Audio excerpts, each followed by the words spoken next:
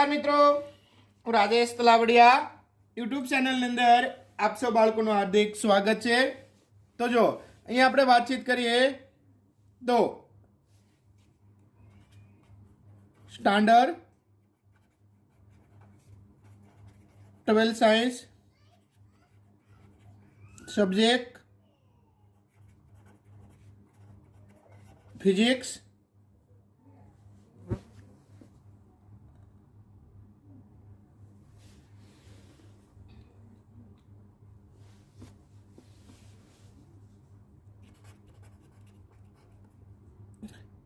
Unit number 1 આજનો આપણો lecture number છે બાળકો 14। આજનો આપણો ટોપિક છે બાળકો ગૌસના નિયમના ઉપયોગ જોવાના છે। શું કહેવાનું છે બાળકો? તો કે ગૌસના નિયમના ઉપયોગો। ठीक है, तो કે ગૌસના નિયમ છે બાળકો એના 4 બાળકો આપણે છે એ આપણે ઉપયોગો રહેલા છે। तो કે પહેલી વસ્તુ આપણે જોઈએ તો પહેલો આપણે ઉપયોગ કીધો છે બાળકો અનંત લંબાઈના વિદ્યુત બારિત સુરેખ તાર। શું કહેશો?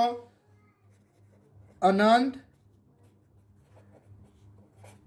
લંબાઈના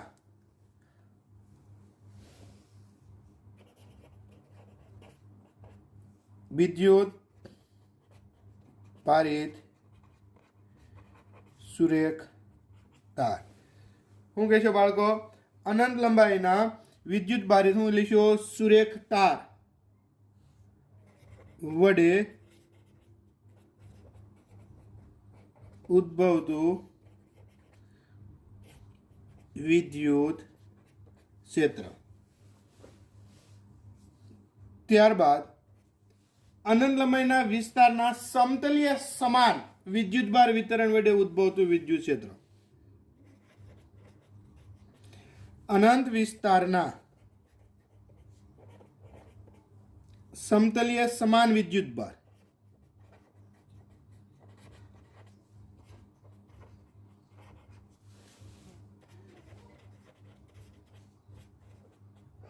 સમાન વિદ્યુતભાર વિતરણ વડે ઉદ્ભવતું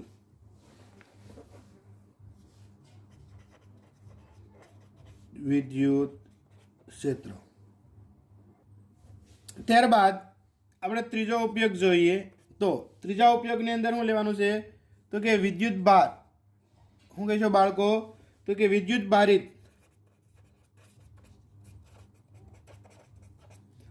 ભારિત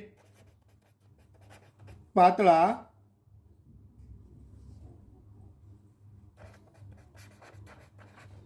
ગોળીય કવચ વડે ઉદ્ભવતું વિદ્યુત ક્ષેત્ર। ચોથું આપણે કહેવાનું છે સમાન વિદ્યુત ઘનતાવાળા ગોળા વડે ઉદ્ભવતા ગોળાની અંદર અને બહાર ના વિદ્યુત ક્ષેત્રો। તો આ 4 ઉપયોગ બાકી છે બાળકો। આપણે આ બંને ઉપયોગ છે એ આપણે એનસીઈઆરટી ના અભ્યાસક્રમ મુજબ છે એ નિકાલી દીધેલા છે બાળકો। અનંત લંબાઈના વિદ્યુત બારિત સુરેખ તાર વડે ઉદ્ભવતું વિદ્યુત ક્ષેત્ર જેના આપણે સૂત્ર છે એ આપણે જોઈએ। ઠીક છે, તો જો બાળકો અહીંયા આપણે સૂત્રની છે એ આપણે તારવણી કરીએ તો કે પ્રશ્ન આપણને છે એ આપણને આ રીતે પૂછાય બાળકો। શું કહેશો? પ્રશ્ન છે એ આપણને આ રીતે પૂછાય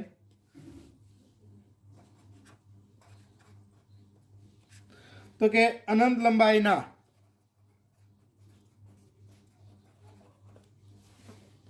શું કહેશો બાળકો? અનંત લંબાઈના અને વિદ્યુત ભારની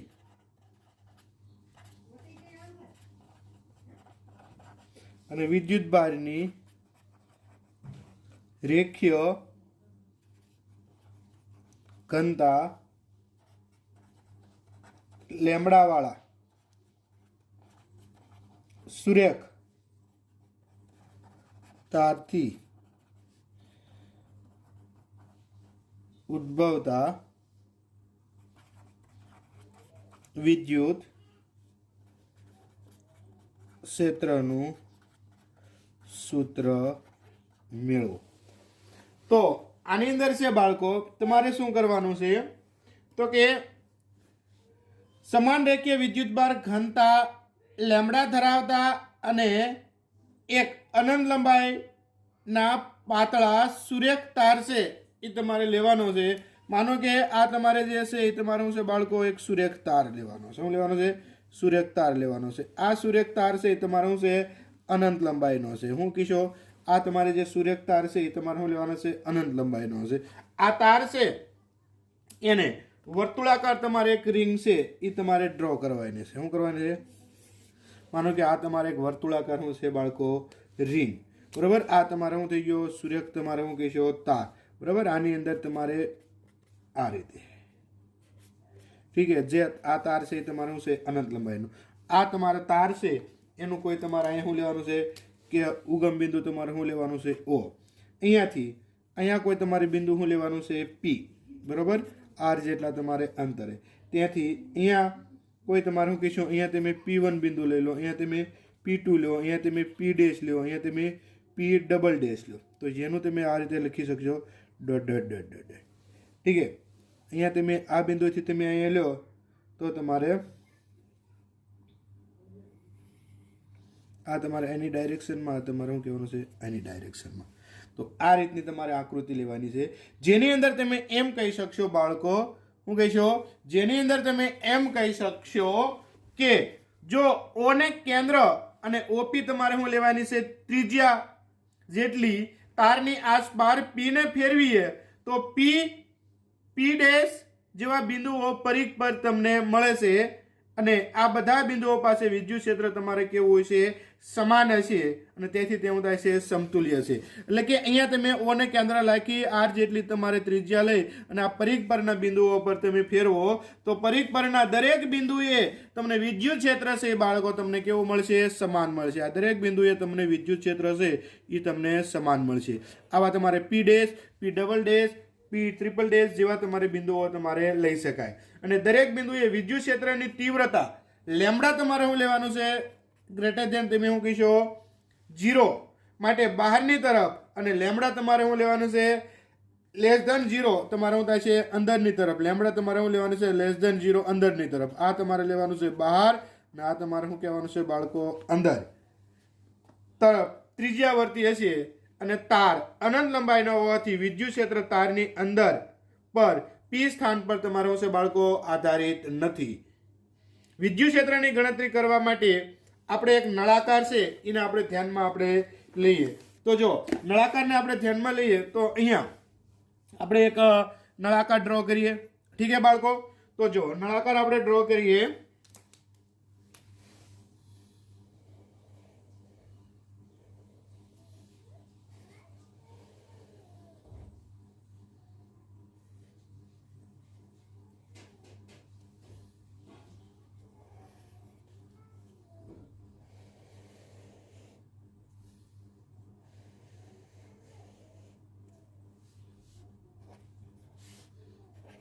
માનો કે આ તમારા શું છે? નળાકાર છે. શું છે? નળાકાર છે.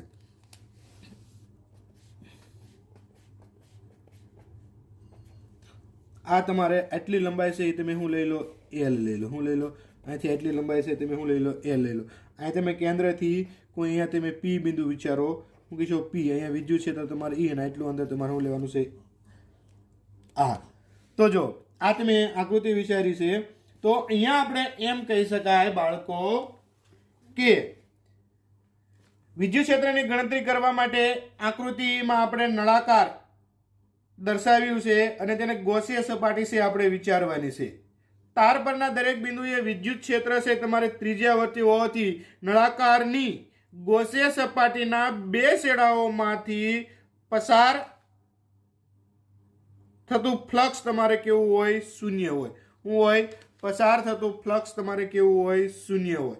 તો નળાકારની વક્ર સપાટી દરેક બિંદુએ એટલે કે વિદ્યુત ક્ષેત્રને તમારે શું હોય? લંબ છે અને સમાન છે. નળાકારની વક્ર સપાટીના ક્ષેત્રફળને શું છે બાળકો? સમાંતર છે. તો અહીંયા તમારે એનું ફ્લક્સ છે એ તમારે બાળકો કેટલું લેવાનું થાય? તો કે એનું ફ્લક્સ તમે શું કહેશો? 5 ઇક્વલ ટુ વિદ્યુત ક્ષેત્ર E અને નળાકારની સપાટીનું નળાકારની વક્ર સપાટીનું શું કહેશો? ક્ષેત્રફળ. તો અહીંયા વિદ્યુત ફ્લક્સ એને શું કહેશો બાળકો? 5 ઇક્વલ ટુ વિદ્યુત ક્ષેત્ર E અને એને ગુણ્યા તમારે શું લેવાનું છે બાળકો? તો કે નળાકારની વક્ર સપાટીનું શું કહેશો? ક્ષેત્રફળ. શું કહેશો બાળકો? તો કે નળાકારની વક્ર સપાટીનું શું કહેશો? ક્ષેત્રફળ. ઠીક છે. નળાકારની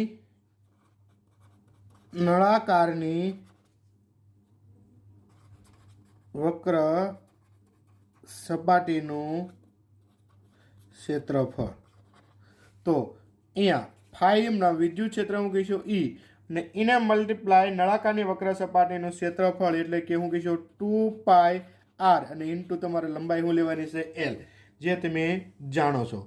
હવે આપણે વાતચીત કરીએ બાળકો કે રેખીય વિદ્યુત ભારની ઘનતા. શું કહીશો? હવે રેખીય વિદ્યુત ભારની ઘનતા શું કહીશો બાળકો? લેમડા હોવાથી L લંબાઈ. શું કહીશો બાળકો? L લંબાઈ પરનો વિદ્યુત ભાર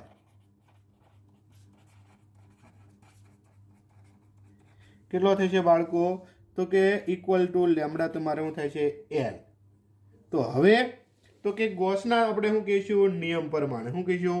હવે ગોસના નિયમ પ્રમાણે શું કહીશું? તો કે હવે ગોસના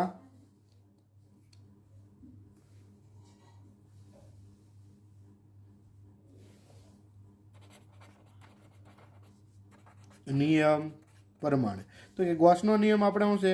તો કે 5 બરોબર વિદ્યુત ભાર એટલે કે સિગ્મા ક્યુ અપન તમારે શું લેવાના છે? એપ્સિલોન 0. તો 5 બરોબર આપણે કેટલા મૂકશું? તો કે વિદ્યુત ક્ષેત્ર E. વિદ્યુત ક્ષેત્ર આપણે કેટલું છે બાળકો? E. તો કે E જેટલું આપણે વિદ્યુત ક્ષેત્ર છે એટલે 5 બરોબર મૂક્યો E એને ગુણ્યા 2πrl.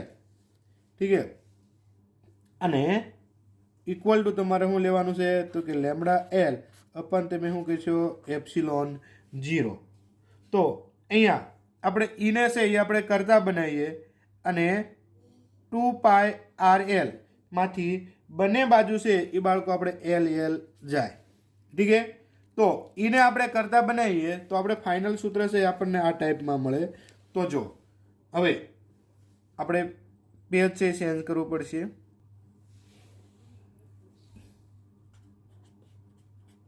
E multiply 2πrl equal to lambda L અપન શું કહીશું બાળકો? એપ્સિલોન 0. બે બાજુથી L જાય. શું આપણે બધે બાળકો E ને કરતા બનાવો તો અહીંયા 2π આના છેદમાં જાય તો લેમડા બરાબર તમારે શું થઈ જાય બાળકો? તો કે 2πr એપ્સિલોન 0, જે તમારે વિદ્યુત ક્ષેત્રનું શું છે? સૂત્ર છે. અથવા તો આને તમે આ રીતે પણ લખી શકાય બાળકો. શું કહીશો? આને 2 વડે ગુણો તો શું થઈ જાય? 4πr. ઉપર 2 વડે તમારે ગુણવા પડે પણ 1/4πr એના બરાબર શું થઈ જાય? k થાય. તો અહીંયા તમારે શું થઈ જાય? 2k લેમડા અપન તમારે શું થઈ જાય બાળકો? 2k લેમડા અપન તમે શું લખી શકશો? r. બરાબર. 4π એપ્સિલોન 0 ઇક્વલ ટુ તમારે k થાય. ઠીક છે. જ્યાં તમારે કહેવાનું છે શું કહીશો? તો કે જ્યાં k ઇક્વલ ટુ 1/4π શું છે? એપ્સિલોન 0. આને સદિશ સ્વરૂપે લખવું હોય તો કે વિદ્યુત ક્ષેત્ર E ઇક્વલ ટુ લેમડા આપણનું થઈ જાય 2π એપ્સિલોન 0 r અને ઇન્ટુ અહીંયા તમારે શું થઈ જાય છે બાળકો? n caret. જ્યાં n કેરેટ એ તાર પરના બિંદુથી લંબ એવો ત્રિજ્યાવર્તી એકમ સદિશ છે. જો શું કહીશો? જો લેમડા તમારે શું હોય બાળકો? જો લેમડા તમારે શું હોય? ધન હોય. શું હોય? ધન હોય તો વિદ્યુત ક્ષેત્ર ઈની શું કહીશું દિશા બહારની દિશામાં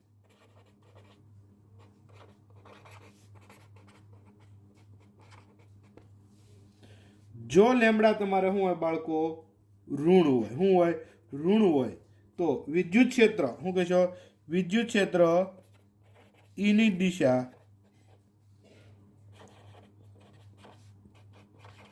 અંદર તરફ છે એ બાળકો હોય છે એટલે ખાસ ધ્યાન રાખો બાળકો આપણે વિદ્યુત ક્ષેત્રનું આપણે સૂત્ર શું થાય છે ઈ બરાબર લેમડા અપન 2 પાઈ શું લેવાનું છે એપ્સિલોન 0 આ સૂત્ર જે છે એ આપણે નીટ માટે છે એ પણ બાળકો અગત્યનું થાય છે તથા ગુજરાત બોર્ડના આપણે શું થાય છે એમસીક્યુ માટે છે એ આપણે અગત્યનું છે એ બાળકો આપણે બનશે તો હવે છે એ આપણે એક્ઝામ્પલ છે એ આપણે જોઈએ અમુક ઠીક છે બાળકો તો આ સૂત્રની બાકીનું જે છે એ એનસીઆરટીના અભ્યાસક્રમમાં છે એ નિકાલી લીધેલું છે તો અહીંયા આ સૂત્રને છે એ વધારે આપણે છે એ આપણે ફોલો કરશું જેથી કરીને પૂછાવાની શક્યતા વધારે છે એટલે કે ઈ બરાબર લેમડા અપન 2 પાઈ એપ્સિલોન 0 ઠીક છે જ્યાં લેમડા છે એ તમારે રેખીય ઘનતા છે ઠીક છે બાળકો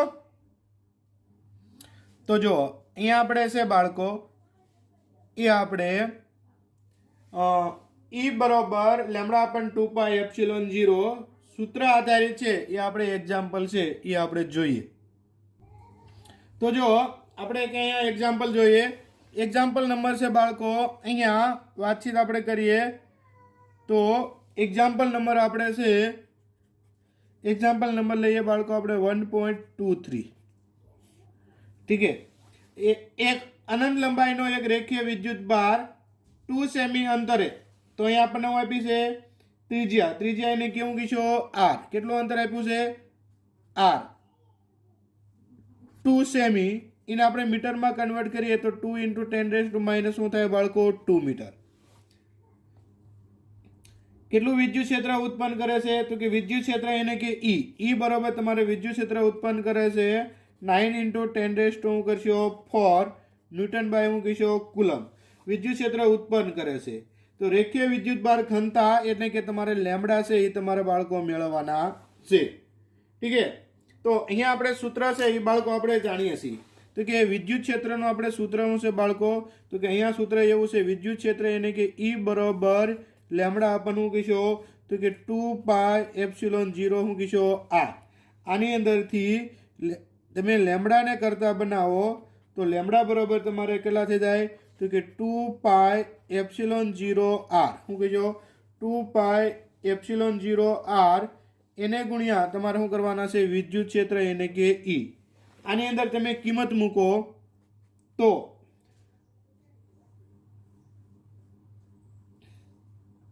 આ 2 છે એને તમારે 4 કરો તો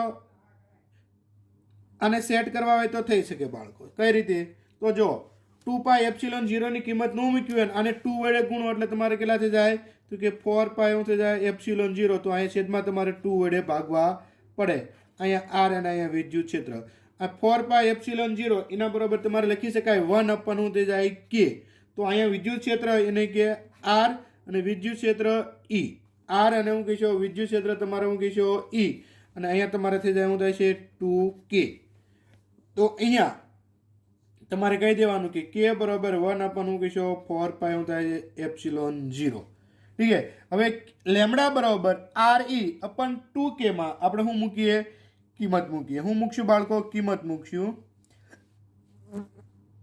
તો જો અહીંયા સૂત્ર આપણે શું લઈશું લેમડા ઇક્વલ ટુ re અપન શું કહીશું બાળકો 2k આની અંદર છે આપણે કિંમત મૂકીએ તો r ની આપણે કિંમત અહીંયા આપેલી છે કેટલી છે તો કે 2 × 10⁻² વિદ્યુત ક્ષેત્ર એને કે e બરાબર 9 × 10⁻² શું કહીશું 4 અહીંયા 2 એમના અને k બરાબર કેટલી તો કે 9 × 10⁻² આપણે કેટલી કિંમત હોય છે k ની 9 × 10⁻² શું કહીશું -9 તો અહીંયા તમારે 2 જાય આ 2 જાય 2 જાય આ 9 જાય 9 જાય બરાબર ઉપર તમારે જાય એટલે માઇનસ તમારે કેટલા વધે છે 9 છે ઉપર જાય એટલે પ્લસ 9 અને 4 તમારે કેટલા થઈ જાય, તમારે ઉપર જાય એટલે તમારે શું થઈ જાય પ્લસ. તો અહીંયા આની સાથે તમે કેલ્ક્યુલેશન તમે કરો એટલે ઉપર જાય એટલે તમારે પ્લસ અને એમાંથી તમારે 10 નું મૂલ્ય તમે લો એટલે ફાઇનલ મૂલ્ય છે એ તમને આટલું મળે.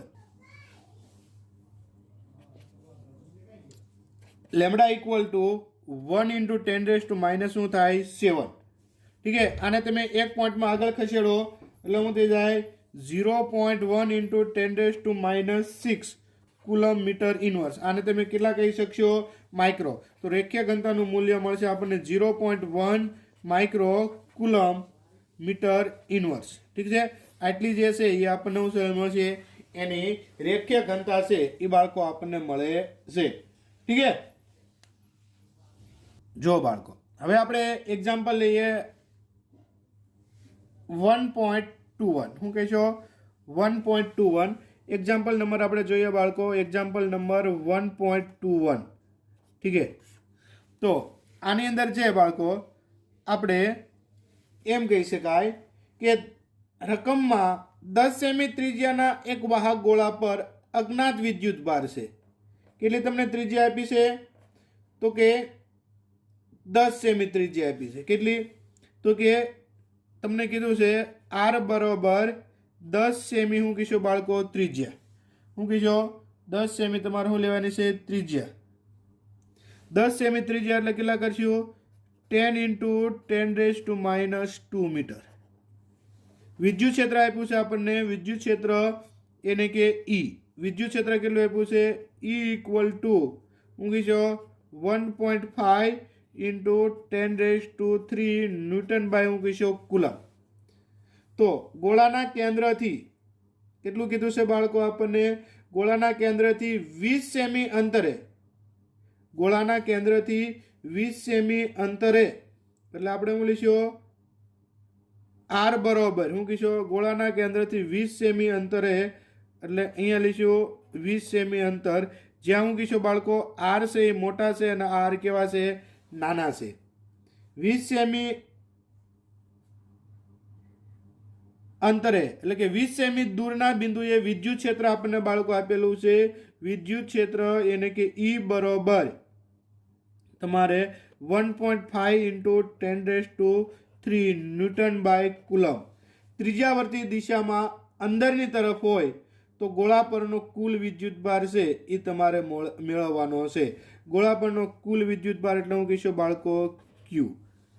ઠીક છે, તો એનું આપણે સૂત્ર છે એ આપણે બાળકો જાણીએ છીએ. જો એ પહેલાં હું તમને આકૃતિ છે એ તમને આપું. ઠીક છે, તો કે આકૃતિની અંદર આપણે જોઈએ તો આ રીતનો અહીંયા તમારે એક ગોળો વિચારવાનો છે 10 સેમી ત્રિજ્યાનો વર્તુળાકાર.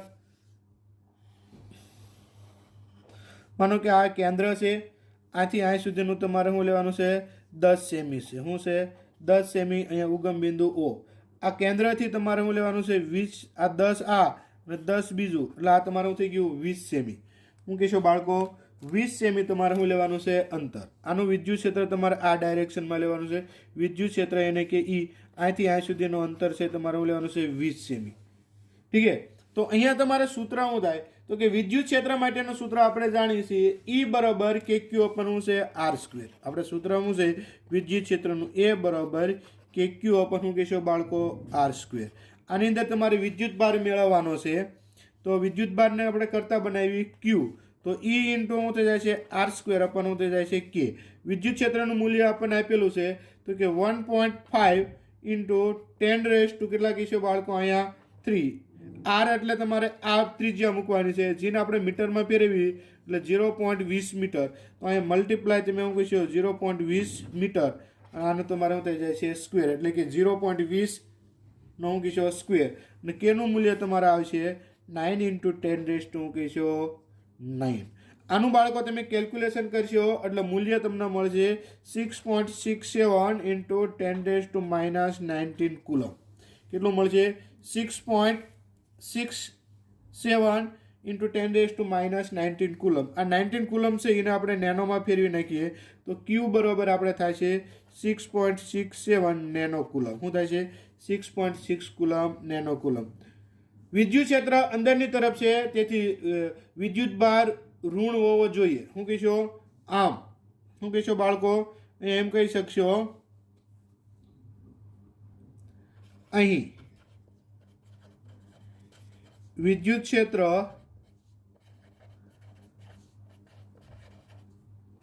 અંદર તરફ છે. કઈ બાજુ છે બાળકો? અંદર તરફ છે. માટે વિદ્યુત ભાર ક્યુ તમારે કેવો હોવો જોઈએ? માટે વિદ્યુત ભાર ક્યુ તમારે કેવો હોવો જોઈએ? ઋણ. શું હોવો જોઈએ? ઋણ. તો આનું મૂલ્ય છે તમારે કેવું થાય બાળકો? ઋણ થાય. શું થાય? ઋણ થાય. તો કે વિદ્યુત ભારનું મૂલ્ય તમારે શું થાય? ઋણ થાય. ઠીક છે. તો આના પછી આપણે નેક્સ્ટ એક્ઝામ્પલ જોઈએ. જો હવે પછી આપણે એક્ઝામ્પલ નંબર લઈએ બાળકો. તો કે એક્ઝામ્પલ નંબર 1.10. શું કહેશો બાળકો? એક્ઝામ્પલ નંબર છે આપણે શું કહીશું બાળકો? એક્ઝામ્પલ નંબર આપણે લઈએ તો કે એક્ઝામ્પલ નંબર 1.10 જે આપણે ટોર્કના સૂત્ર ઉપર છે બાળકો. ટોર્કનું સૂત્ર આપણે શું છે? ટોર્ક ઇક્વલ ટુ શું કહીશું બાળકો? PE સાઇન થીટા સૂત્ર આધારિત છે. એ આપણે એક્ઝામ્પલ છે. તો અહીંયા જો તમને રકમ આપેલી છે 4 × 10⁻⁹ કુલમ ઇન્ટુ મીટરની ડાયપોલ શાક માત્રા ધરાવતી એક વિદ્યુત ડાયપોલ. કેટલાનું મૂલ્ય? તો કે 5 × 10⁻+4 ન્યૂટન કુલમ ઇન્વર્સનું માન ધરાવતા સમાન વિદ્યુત ક્ષેત્ર સાથે 30 અંશના કોણે રહેલી છે. તો આ ડાયપોલ પર લાગતા ટોર્કનું છે એ આપણે મૂલ્ય છે આપણે મેળવવાનું છે. તો જો અહીંયા આપણને આપેલા છે. શું કહીશું બાળકો? તો કે અહીં P બરોબર તમને આપેલા છે 4 × 10⁻⁹ કુલમ ઇન્ટુ મીટર. સેમી નથી હો, ખાસ યાદ રાખજો. કુલમ ઇન્ટુ શું છે? મીટર. E બરોબર તમને વિદ્યુત ક્ષેત્ર આપેલું છે. વિદ્યુત ક્ષેત્ર E એને કે 5 × 10⁴ ન્યૂટન કુલમ ઇન્વર્સ. થીટા તમને આપેલો છે 30 અંશ. કેટલો આપ્યો છે? થીટા બરાબર તમને આપેલો છે 30 અંશ. તો એના માટે લાગતું આપણે શું મેળવવાનું છે? ટોર્ક. ટોર્ક કેટલા? તો બાળકો આપણે ટોર્કનું આપણે સૂત્ર જાણીએ છીએ. ટોર્ક બરાબર શું છે? તો કે P સાઇન થીટા. બરાબર કે વિદ્યુત ડાયપોલ P, વિદ્યુત ક્ષેત્ર E અને થીટા સાથે સંબંધ દર્શાવતું આપણે ટોર્કનું સૂત્ર શું છે? તો કે અહીં ટોર્ક બરાબર શું લઈશું? ટોર્ક ઇક્વલ ટુ શું કહીશું બાળકો? PE શું કહીશું? Sine theta. ઠીક છે. તો અહીંયા P છે એના બરોબર કેટલા લઈશો? તો કે 4 × 10⁻⁹ શું કરશો? -9. બરોબર. E છે એના બરોબર કેટલા કહેશો? 5 × 10⁻⁴ શું કરશો? 4. અને સાઇન અહીંયા તમે કેટલા મૂકશો? તો કે સાઇન 30. સાઇન 30 એટલે તમારે કેટલા થઈ જાય? 1/2. કેટલા થઈ જાય? 1/2. તો અહીંયા આ બંનેનો ગુણાકાર એટલે 4 પંચાને શું છે? કેટલા થઈ જાય? 20. અને અહીંયા 10⁻⁻ કેટલા વધે? 5. આ 30 એટલે હું કહીશું અહીંયા તમારે 1/2. તો તમારે કેટલા વધે બાળકો? તો કે 10. 1 કપાય એટલે 1 × 10⁻⁻ કેટલા વધે? 4. જે તમારે શું થાય છે? Newton into metre. જે તમને શું મળે છે બાળકો? ટોર્ક. ઠીક છે. જે તમને શું મળે છે? ટોર્ક. તો આ જે મૂલ્ય મળે છે એ બાળકો આપણને ટોર્કનું મળે છે. ત્યારબાદ તમે જુઓ તો 1.11 છે એ એક્ઝામ્પલ આપણે નિકાલી દીધેલો છે NCERT ની અંદર. તમે આ જ રીતે વિદ્યુત ક્ષેત્ર માટેનો તમારે આપણે એક્ઝામ્પલ છે શું કહેશો બાળકો? કે એક્ઝામ્પલ નંબર શું કહેશો બાળકો? એક્ઝામ્પલ નંબર 1.15 જે તમારે વિદ્યુત ફ્લક્સ આધારિત છે. કોની આધારિત છે બાળકો? વિદ્યુત ફ્લક્સ આધારિત છે. ફ્લક્સનું આપણે સૂત્ર લઈશું વિદ્યુત ફ્લક્સ ∅ = E × ક્ષેત્રફળ. આ સૂત્ર આધારિત છે એ તમારે ગણતરી કરવાની થશે. ઠીક છે. તો જે તમે હોમવર્કમાં છે એક બાળકો એક એક્ઝામ્પલ છે એ તમે રાખજો. બરાબર છે. પહેલા માટે તમારે અને બીજા માટે તમારે A અને B બંનેની ગણતરી છે. એની અંદર તમારે જે છે એ આ સૂત્ર લેવાનું થશે ફ્લક્સ ∅ = E × A. ઠીક છે. બીજાની અંદર તમારે લેવાનું થશે ખૂણો આપેલો છે એટલે ફ્લક્સ ∅ ઇક્વલ ટુ તમારે શું લેવાનું છે, આની સાથે ક્ષેત્રફળ 1 લઈ લો, બીજા સાથે ઈ એ ઇન્ટુ તમારે શું લેવાનું થશે કોસ થીટા. આ સૂત્ર છે એ તમારે એપ્લાય કરવાનું થશે અને એ તમે હોમવર્કમાં રાખજો. ઠીક છે. ત્યારબાદ આપણે જોઈએ તો એક્ઝામ્પલ નંબર શું છે બાળકો. એક્ઝામ્પલ નંબર આપણને એવો કીધો છે તો કે એક્ઝામ્પલ નંબર આપણને કીધો છે 1.16, જેની અંદર શું કીધું છે તો કે 20 સેમી બાજુવાળા એક ઘન કે જેની બાજુઓના એમ સમતલ અને સમાંતર રાખેલ હોય તો તેમાંથી સ્વાધ્યાય 1.15 માં દર્શાવેલું વિદ્યુત ક્ષેત્રનું ફ્લક્સ કેટલું હશે.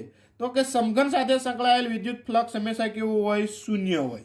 કારણ કે સમઘનમાં 20 સેમી બાજુમાંથી જેટલી ક્ષેત્રરેખાઓ દાખલ થાય છે તેટલી જ ક્ષેત્રરેખાઓ તે સમઘનમાંથી શું થાય છે, બહાર નીકળે છે. માટે પરિણામી બળ રેખાઓ તમારે કેવી હોય, શૂન્ય હોય. એટલે કુલ ફ્લક્સ તમારે કેવું થાય, શૂન્ય. બરોબર. અહીંયા તમારે કહી દેવાનું છે સમઘન સાથે સંકળાયેલ ફ્લક્સ ફાઈ બરોબર તમારે શું લેવાનું છે, 0. કારણ કે સમઘનમાં 20 સેમી બાજુમાંથી જેટલી ક્ષેત્રરેખાઓ દાખલ થાય તેટલી ક્ષેત્રરેખાઓ તે સમઘનમાંથી શું થાય છે, બહાર નીકળશે. તેથી પરિણામી બળ રેખાઓ શૂન્ય. માટે ફ્લક્સ શું થઈ જાય છે બાળકો, શૂન્ય. ઠીક છે.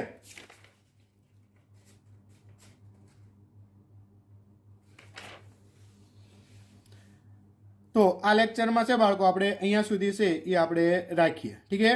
જય હિન્દ.